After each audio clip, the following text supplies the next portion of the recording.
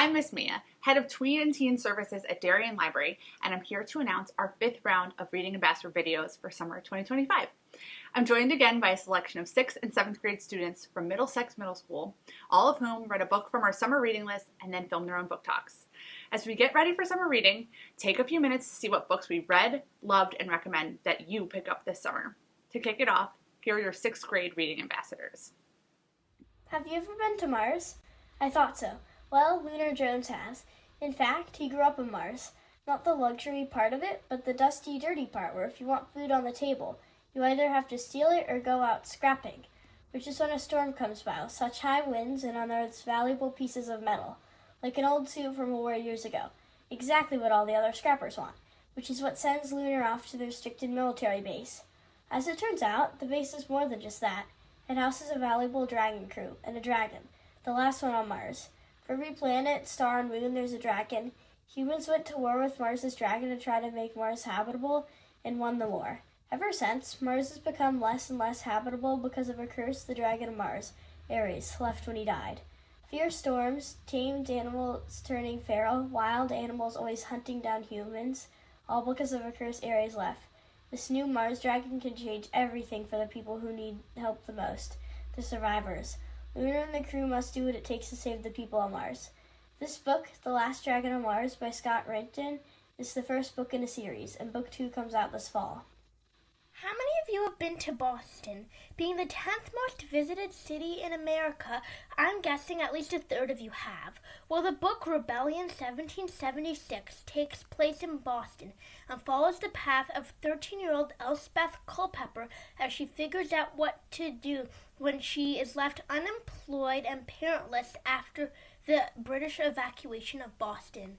This story takes place during the Revolution but doesn't explicitly follow the timeline and instead tells the stories of maids, servants, housekeepers, and nannies caught up in the chaos of war. Author of the award-winning series The Seeds of America and Fever 1793 gives you a heart-pulling story of friendship and survival. This book is a great read for people who enjoy learning about the Revolutionary War or hearing about the unsung heroes who helped shape America today, even in the smallest ways. Suddenly, heat lightning streaked across the black sky, illuminating the dark and the holes in the shed. The windmill's giant rusty blades cast sharp shadows onto the roof of the house. And then I saw them. This quote is from the science fiction book Eyes on the Sky by J. Casper Kramer. This book tells the story of Dorothy, a teenage girl who lives on a farm in Roswell, New Mexico, with her older brother Dwight, who had to come home from war and take care of Dorothy after their parents passed away. Aliens always seems like a fantasy to Dorothy, a lover of science and engineering. But when an explosion occurred in the sky right after she launched a weather balloon, Dorothy starts to believe otherwise, especially when rumors about UFOs start to spread. Dorothy is confident aliens are behind this event, but everyone thinks it was just an accident, except her classmate Hugo. This shared belief leads to a friendship. Together, they are determined to find out what really happened that night, and along the way, other secrets may be revealed too. I would recommend Eyes on the Sky to readers who enjoy a page-turner and a mix of genres. I really enjoyed this book because not only does it revolve around science fiction, but it also includes historical facts, elements of mystery, and even a bit of fantasy is added. I felt that I could experience what Dorothy was feeling and put myself in her shoes, creating an even more lifelike book. Hello everybody, I am Kenka Gampong and I'm here today to present this fabulous book. Have you ever played a game with clues and gotten stuck right on the spot? Well, in my book, Isle of Ever by Jen Kalanita, 12-year-old Everly Benedict, or Benny, has to go through that process. At the beginning of the book, Benny and her mom Lynn are about to be kicked out of their apartment because they don't have the money to rent another stay. But one day, Benny's life takes an unexpected turn when a lawyer visits their house. He has a letter from Benny's 7th-generation ancestor. The following of the first sentence is coming.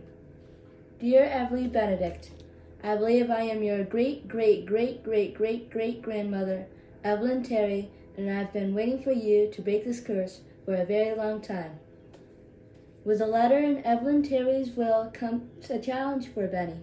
She must win a game from her ancestor and break a 200-year curse on a never-found island. Eventually, she meets two friends, Zara and Ryan, through her mission to find the clues. So, can she win an inherited fortune? Will the curse ever be broken? Or will she lose everything by just one delay and possibly a betrayal? If you are a clue solver, mystery lover, then this is a 100% read just for you. Plus, this is the first book in an exciting new series. I hope you have a great reading experience just like I did and have fun reading the summer 2025. It's Watching by Lindsay Curry. Have you ever played with a Ouija board, or perhaps you have told a ghost story? Or maybe are you just interested in horror or ghost?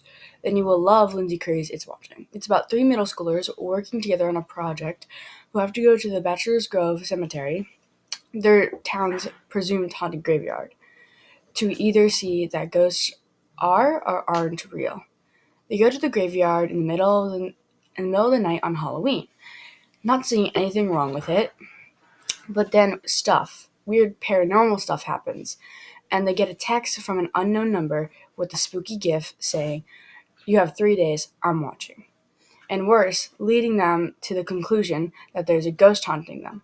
With their parents gone and no one to truly believe them, a 3-day timer going down by the minute, these kids are on their own with something watching them. If you like horror, mystery, or ghosts, check out Lindsay Curry's It's Watching and many more from Lindsay Curry too.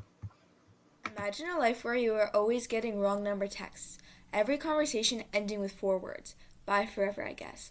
Well, Ingrid, a 13-year-old girl who lives in a small town in Virginia, is the receiver of those texts, and uses them to run her secret blog documenting the most interesting messages. Ingrid lives with her grandma and only has one true friend at school. She really only feels like a real person when she games online. As her real-life friendship starts to fall apart, Ingrid needs to be brave and open up to a mysterious new online friend who she suspects goes to her school. Friendships are tricky, and Ingrid worries everything could get even worse if they meet in real life. Bye Forever, I Guess, by Jodi Meadows is a realistic fiction romance-ish book. I rate this book a 10 out of 10. Usually I don't like realistic fiction, but this book is heartwarming and a real page-turner. Racing the Clouds by Sydney Dunlap tells the story of Sage, a brave 13-year-old who feels like one small decision changed her life. She can't help but feeling that what happened is all her fault. After a sudden move because of an incident, Sage gets a surprising letter from her grandparents that she has never met before. Sage soon starts to see that family can be a little bit of an unpredictable adventure. What I appreciate about this book is that there are subtle, relatable moments beneath its deep, sometimes heavy themes of guilt and forgiveness. Little moments of humor that make you smile sprinkled into the story even when the book presents a heavy topic. Racing the Clouds isn't just about a difficult family situation. It's about growing, forgiving, and finding hope in life's challenges. It teaches us that even the messiest parts of our story can lead to amazing new beginnings. Enjoy the journey. And remember, sometimes a little unexpected twist is exactly what makes life interesting below the clouds.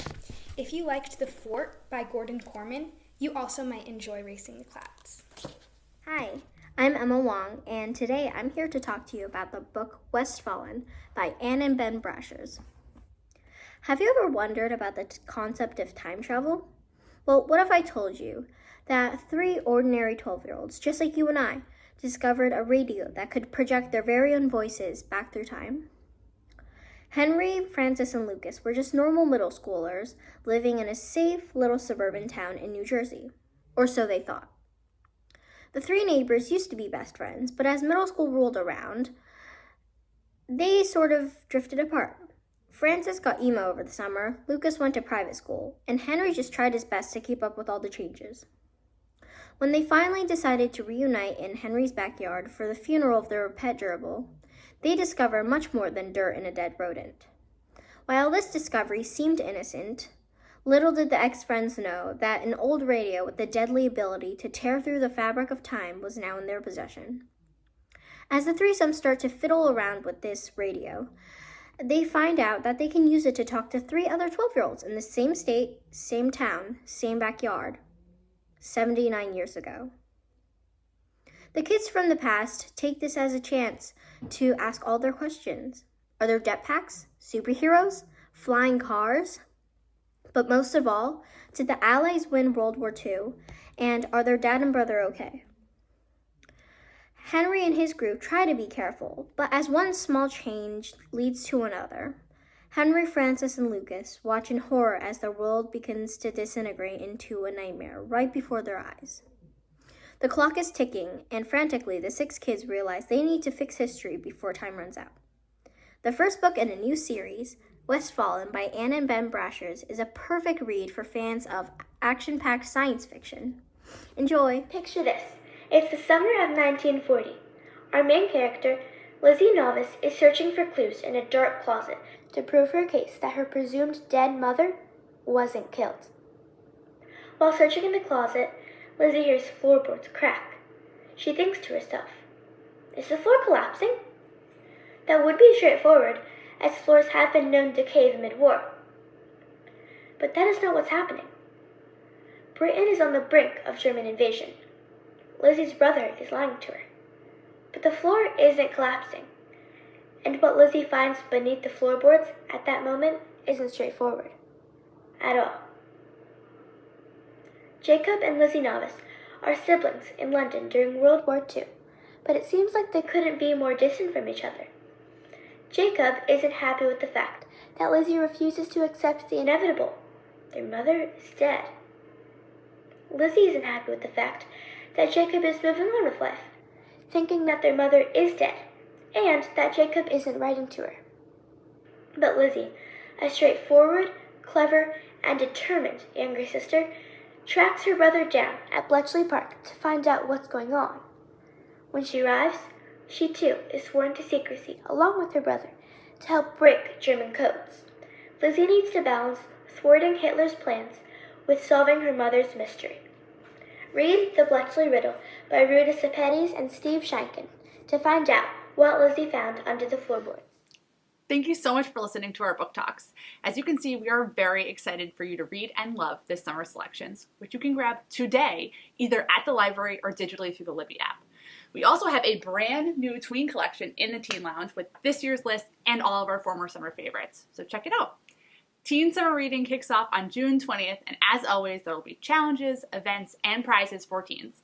More information is coming soon, so check out our website at darienlibrary.org for more updates. Hope you have a great summer. Happy reading, and see you soon.